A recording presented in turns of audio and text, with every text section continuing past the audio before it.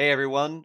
Hello and welcome to Geekscant, the home of RPG goodness and general tomfoolery. My name is Zach, and I am joined by a returning guest, John Baltusberger from Madness Heart Press. How you doing, John? I'm good. How are you today? I am great. We are here today to talk about your new novella that is Y- just on Kickstarter this week. yes. Yes, it is. It's we launched it on Tuesday. Tuesday? Tuesday. Uh or no, Wednesday. We launched it Wednesday. Tuesday I was at another show called Ghoulish Ooh, with Max Booth.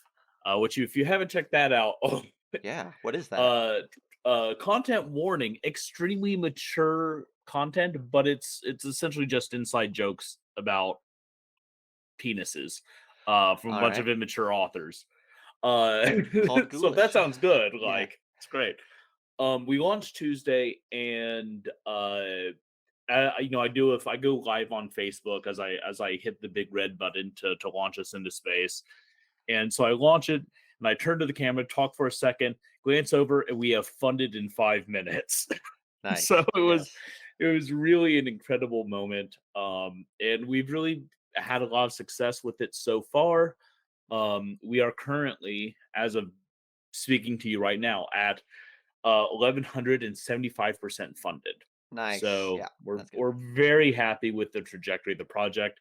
Um, there's a few more things we want to be able to get in there, so we're not done, but it's been a wild ride. Yes. So I won't belabor what this project is necessarily as far as all the details. We'll put a link down in the show notes. People can go and check it out so you don't have to stress. You don't have to go over like, oh, what how many pages is it? What is the book? It's a hardcover Mork Borg novel, right? Like what do you need more Yes. than that, right?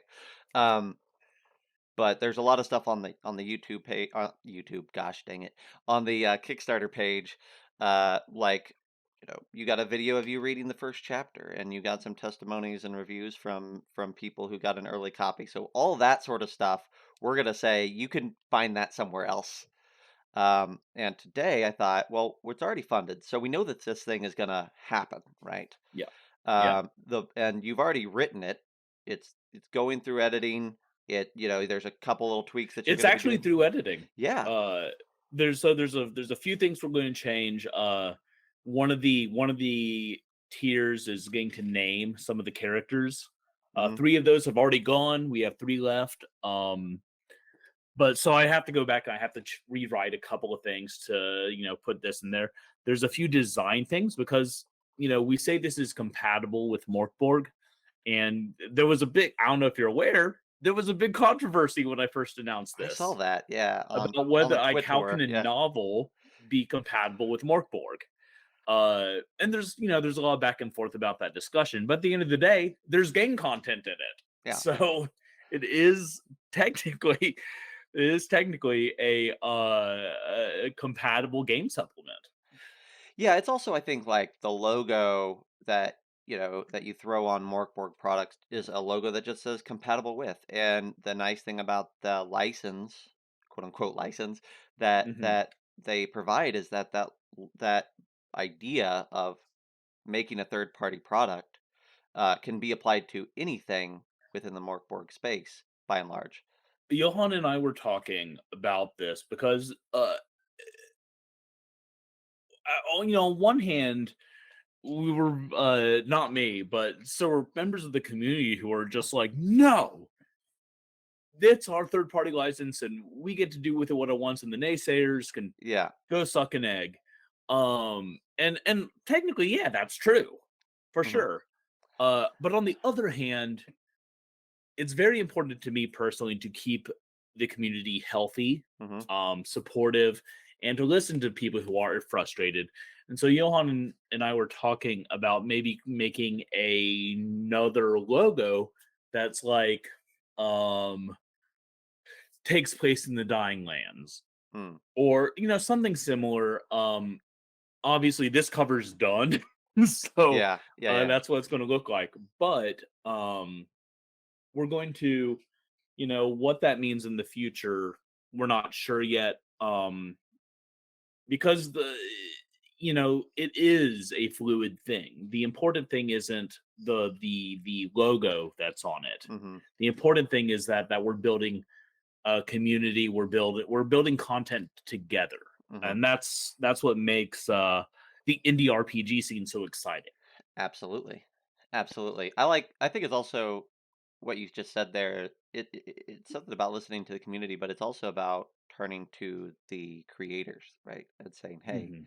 how do you imagine this working? How can we work together to make sure that when we put out a novel or when we put out a slipcase for your zines or when we put out dice or when we put out whatever, how do we make sure that we're doing this to the best of our ability in the way that you imagined it, if you had an imagining of it?" Right. So it's really important, and that's man. I'm really excited you brought this up because let me talk about it for a Yeah, second. sure. First of all, um, beautiful thing about the RPG, the creative space, right, is that even in something that doesn't have a third party license, as soon as you get to your table, it's yours. Mhm. You get to create, you get to do with it that you will. Yeah. Do what you will. That shall be the whole of the dice rules. Mm. Um, but at the same time, like if you're putting content out there on the market, if you're asking people to buy it, if you're asking people for money, and you're using someone else's IP, right? Even with their permission, you want to, generally speaking, you want to be very respectful of that IP, of the labor of those who came before you, the love they put into it. You want to respect what they've done. So that is important. And this isn't my first IP rodeo. Mhm. Uh, willingly, it won't be like I would love to just sit around and work on IP books day in and day out. We'll talk about that more in a second, but working in someone else's IP has very different challenges from working in your own world, in your own space, in your own Mhm. creative junction. That is, on one hand, a lot of the creative lifting is off your shoulders. Mm. The world exists. If Mhm. you have a question about how the world works, you can just go and look, Yeah. right?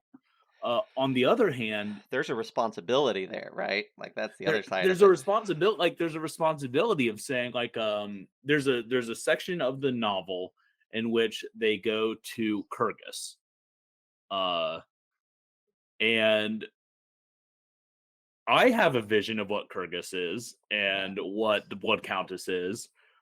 It may not mesh with other people's visions, or it may not be completely in line with the original vision. So, I have to go back to the text, which is 2 paragraphs long if Yeah. I'm lucky, and figure out the best way to make that work and to not just make it work, but make it feel Mork Borg. Working Yeah. in other people's IPs is generally speaking a lot about ma'am is a lot about getting the feel right. Yeah. And luckily for me, Mork Borg is a very ma'am is a very natural IP for me.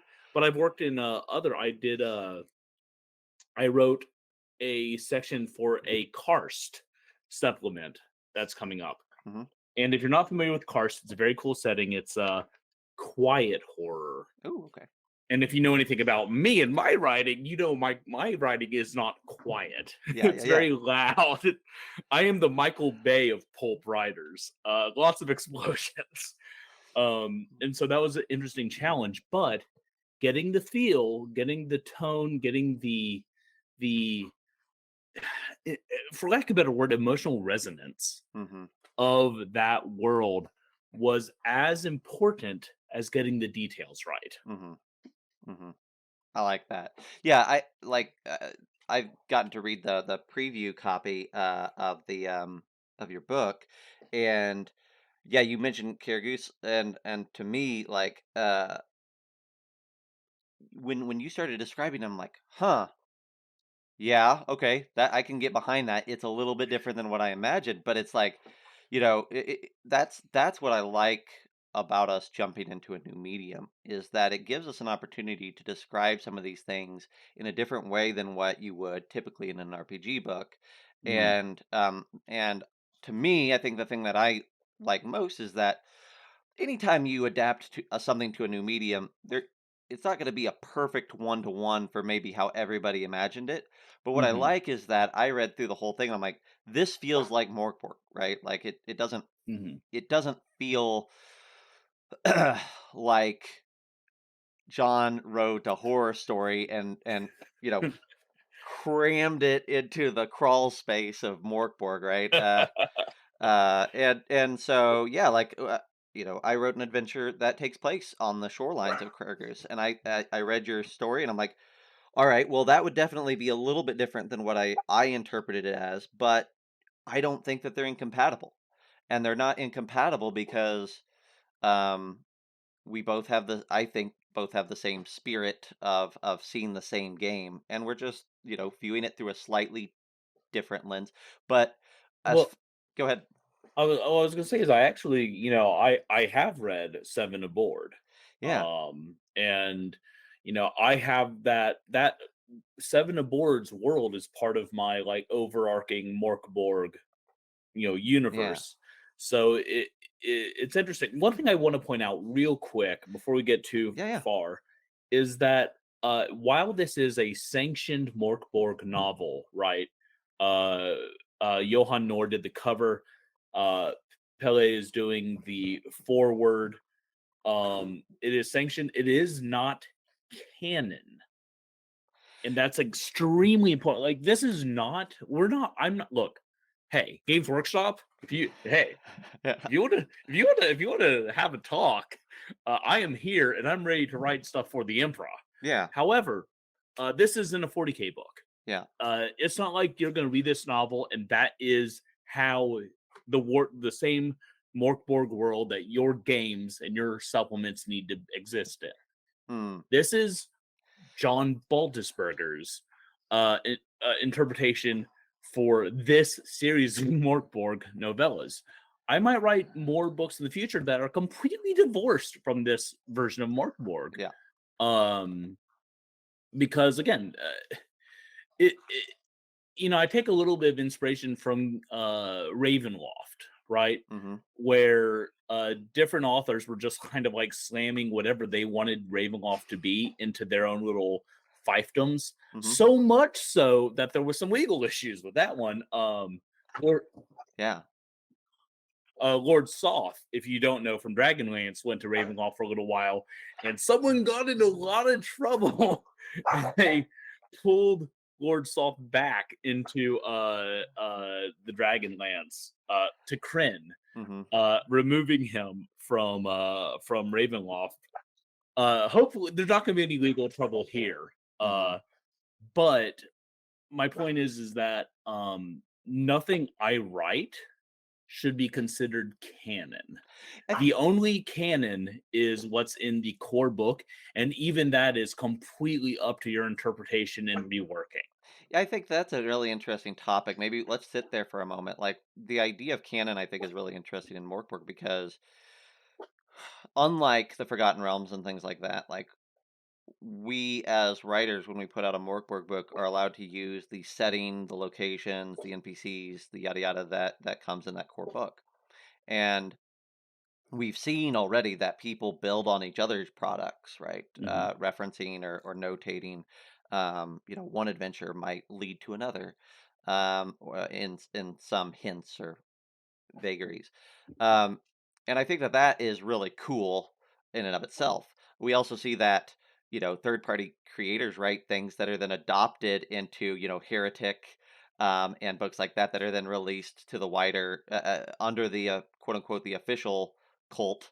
Right, right. And so I think to me, like, you're absolutely right. Like, the idea of canon is a very odd, like, amorphous blob in Morkborg because there's gonna be contradictions in it, Mhm. naturally, because you have hundreds of writers putting their own spins onto the world, Mhm. but at the same time, we're all using the same characters sometimes, and certainly the same locales, and Hmm. attempting to create things by and large that fit together at least in feel and theme and presentation. And I mean, part of it is look how young Yeah. this particular community is Oh in yeah. contrast to other IPs, right? If I if uh I don't remember who owns Forgotten Realms these days. Uh WotC. b- but let's pardon me. WotC. Wizards of the Coast. Yeah. Well, okay, let's say Wizards contacted me and was like, "Hey, we liked your book. Write the next Forgotten Realms book." Hmm. I couldn't just sit there and get the feel right to be okay. Yeah. Like the Forgotten Realms is mapped. Yeah.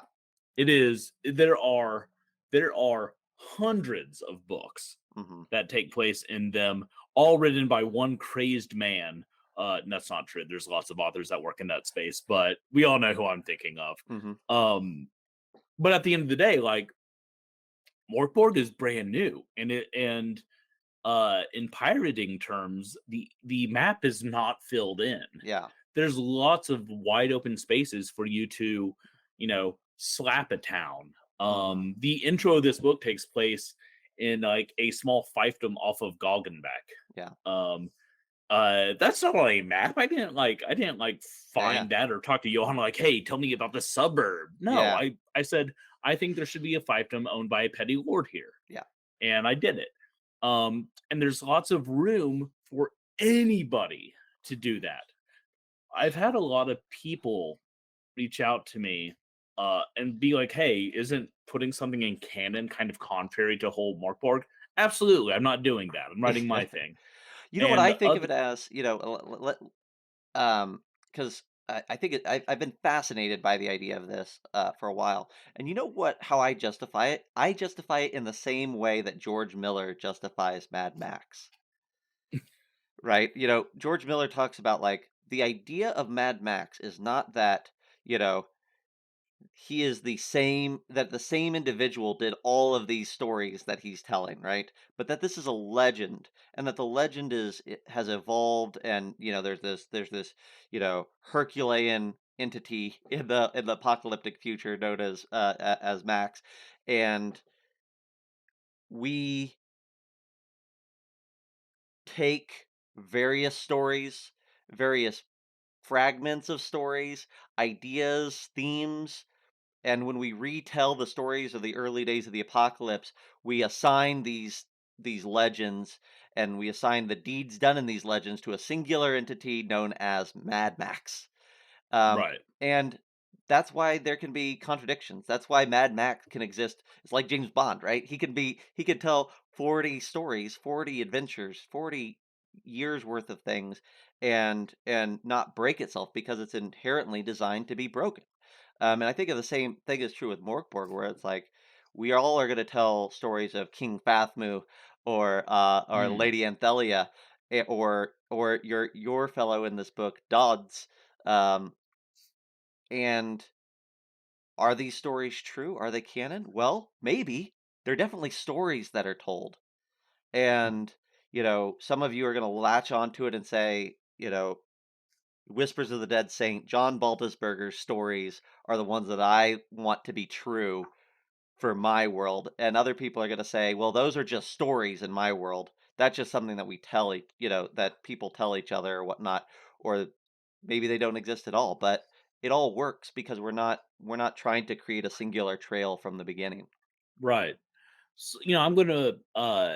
Other people have also been like, "Oh, I'm so mad you're doing this because I wanted to do this." And it's like, okay, well, guess what? Yeah. I didn't beat you to this. I opened the door for this. Yeah. Come on through. The water's fine. It's very bloody. There's chunks floating in the water I haven't identified yet, but like Fine we is can probably all, not the word we should be using. yeah, I think we can agree to that. Like the we water, get to there's all water here. splash Yeah. Yeah. around, Yeah. right? So, and I'll say like what you said is perfect. I'm going to write a number. I know how many of these books I'm going to write for this current iteration of what the world is. Um, not saying I'll stop at that point, but Sure. I know the current arc that I'm thinking of will last a set number of books. Enough if someone else writes a book and Duds happens to be in that book and he gets killed by a pigman biting, his crotch off, like, okay, well, them's the breaks for that book. It Yeah. doesn't it is a in the horror in the horror world, which is one I'm very familiar with, right? Um, my friend Lucas Mangum, who's a local author to me, he's a good friend. Uh, he has been killed in so many books by so many of his friends. Author Christine Morgan often like pulls other people's characters and other people, real world that she knows into her books Mm, and then kills them. And it's not like it doesn't affect anyone. It's not like if you if I were to write a book and I killed Bristow Erden, there would be people outside my house with pitchforks. yeah. So, that's what he gets for killing Chewbacca. That's what we need to yeah, yeah, Yeah. yeah, yeah, Yeah. yeah. That's what happens in my book. Yeah. Um, but on the other hand, if someone kills one of my characters off in their book, Mhm. like, cool. I'm not changing what I'm doing, but I feel honored that you included my thing in yours. Yeah. Um, I think we need to remember that I'm at heart, I'm a pulp writer, right? I write what I call splatter pulp. Uh, I write I write weird noir detective stories. I write gritty fantasy and bizarre sci-fi. I write pulp. Yeah.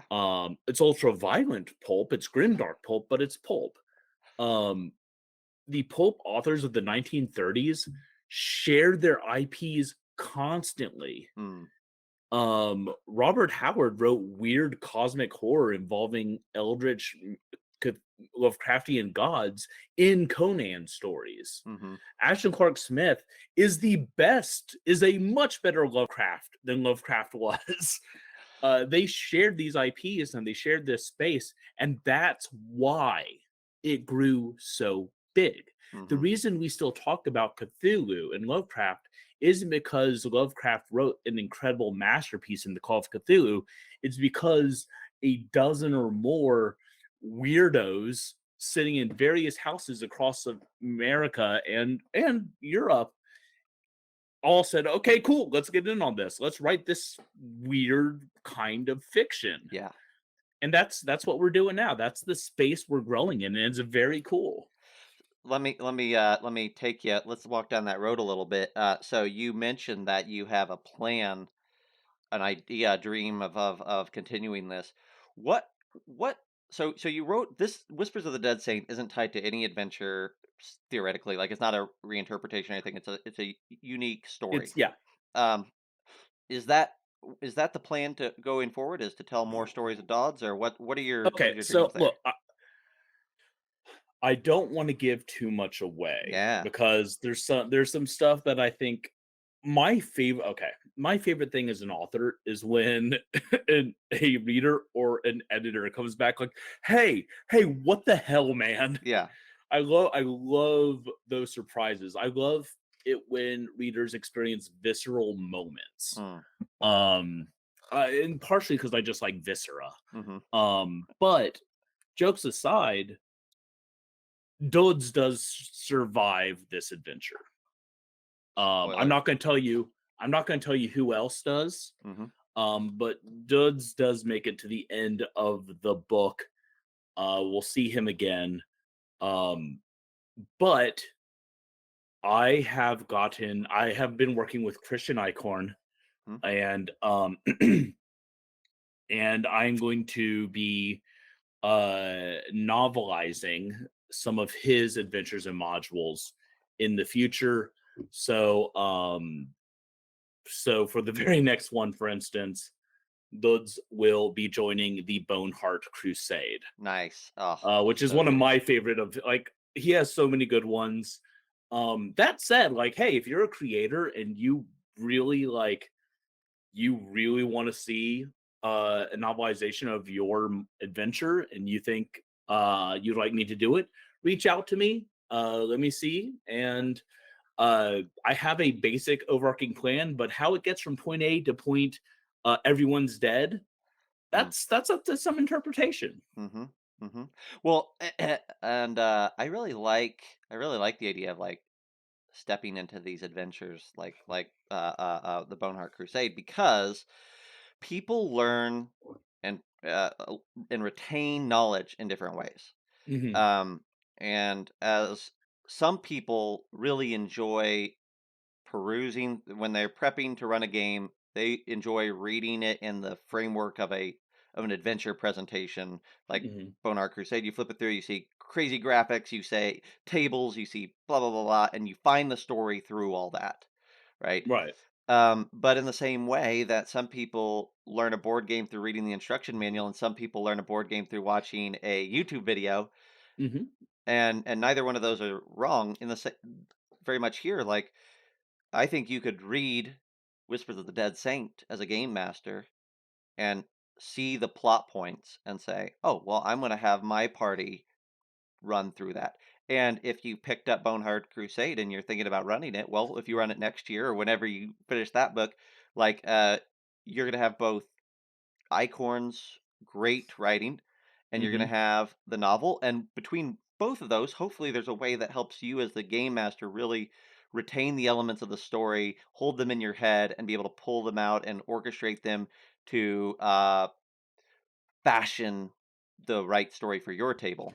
Well, an interesting thing about that, so first of all, again, like even once I'm working with someone else's module, for instance, Icorn's Boneheart Crusade, right? That's still not canon. Right. Your game that you run is going to be completely different from the book I write. Or maybe you read the book and you're like, all right, this slaps, let's do this. And Yeah. that's fine too. Um, but but I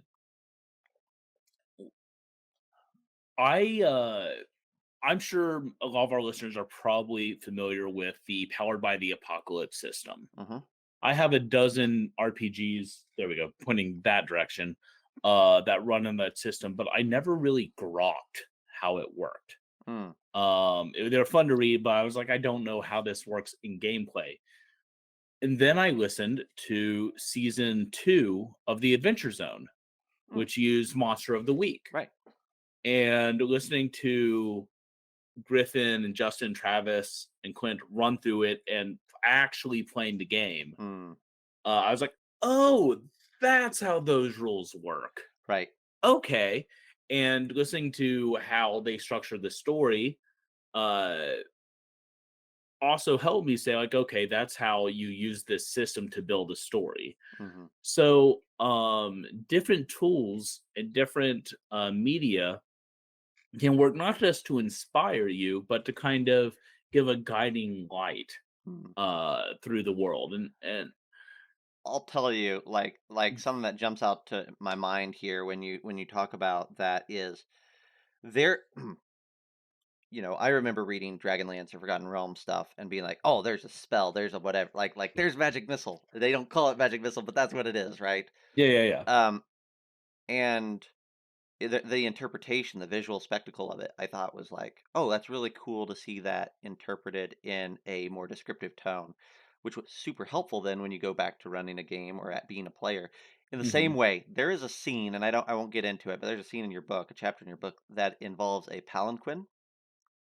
Yeah. Okay. I know what you're Yeah, talking. Yeah, yeah, yeah, yeah, yeah. and I'm like, I read that section and I'm like, this is someone who took the game of Mork Borg and the rules of Mork Borg and found a way to communicate them, not feeling like rules, but feeling like a visceral world. And there is, um, I'll say, something arcane that happens there. And I felt like that was so well done. And it not only was it well done in that it served the story, but it also was well done in that it helps a game master get a great visual of how to communicate that if they want to.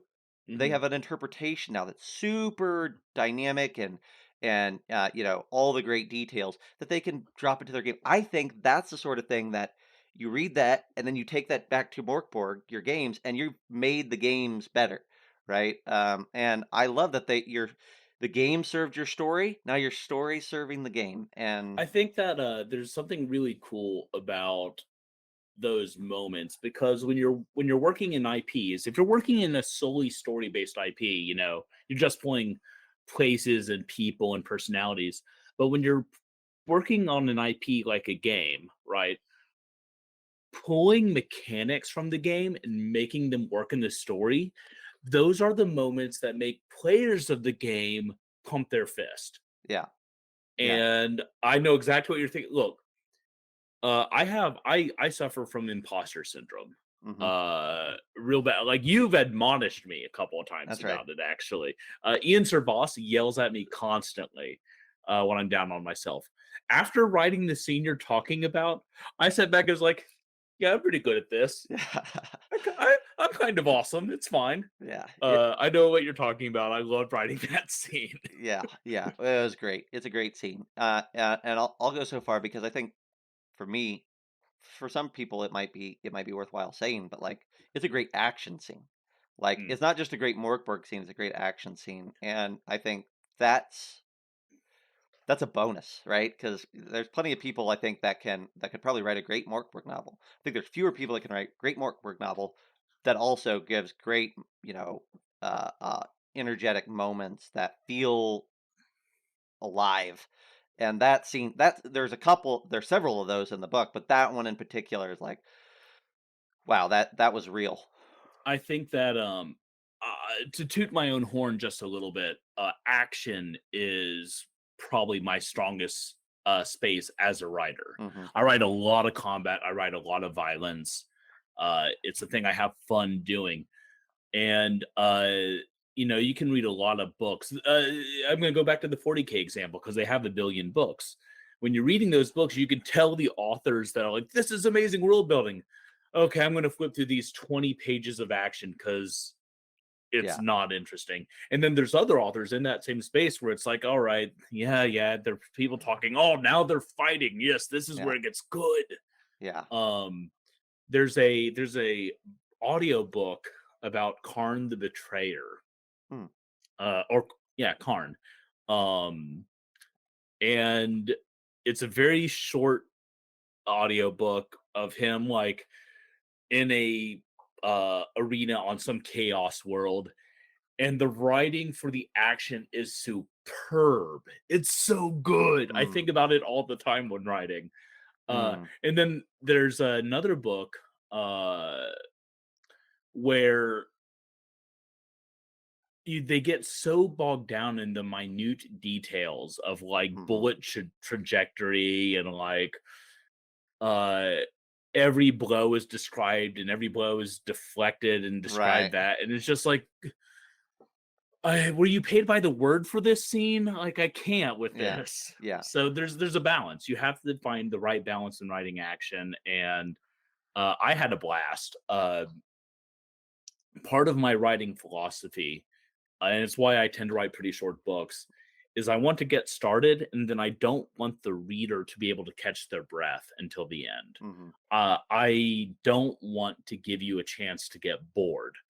And sometimes character development can suffer at the hands of my pacing, but you're not going to be bored. I can promise you won't get bored.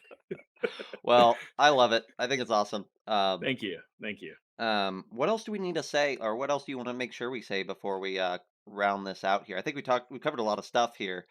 Um, you mentioned at the beginning, but we're live on Kickstarter. We've plowed through a lot of stretch goals. I think the very next stretch goal is you and I getting tattoos. Yep, I'm going to get tattoos. That's right. Now, are you comfortable with saying what your tattoo is going to be at this point? I'm going to get the cover of Whispers of the Dead Saint tattooed on me. And Nice. again, that cover was drawn by Johann Nohr.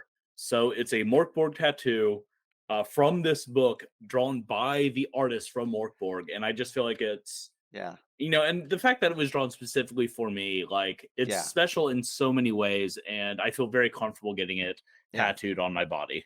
Yeah. Yeah. That's exciting.